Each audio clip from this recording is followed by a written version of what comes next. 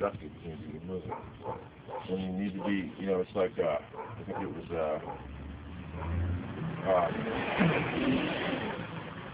Brian Tracy? Not Brian Tracy. What's his name? The one that just died. Oh, Jim Rohn. Jim Rohn, yeah. How could you forget that? I know. How could you forget? You're some years, Joey. Jim Rohn. You love Jim Rohn. You met Jim Rohn. Yeah. I think. Tell us about that. Jim Rohn said it best when he said, "I'm going to lose my train of thought again." Oh yeah, he said, you know, talking about being busy, right? He goes, well, doing what?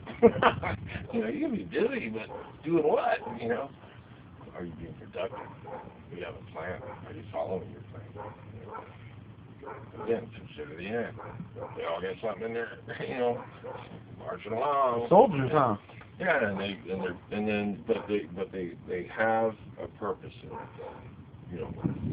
Their mission. That's right, and they're all working toward it, you know, together.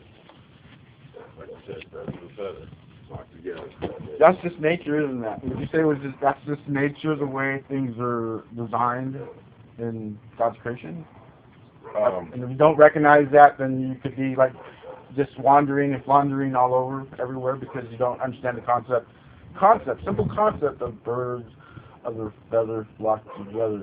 And the reason I find that interesting is because my dad used to say it all the time. And my dad, I have a lot of respect for my dad because I always looked up to him as being highly intelligent. And those metaphors, I think that he was trying to share with me and leave to me. And he did a great job of doing that. Right. So when you say birds of a feather flock together, was you meaning it in a positive sense or in a negative sense? If you're saying it in a truth, trying to tell me this is the truth. Okay. This is poetry. Right.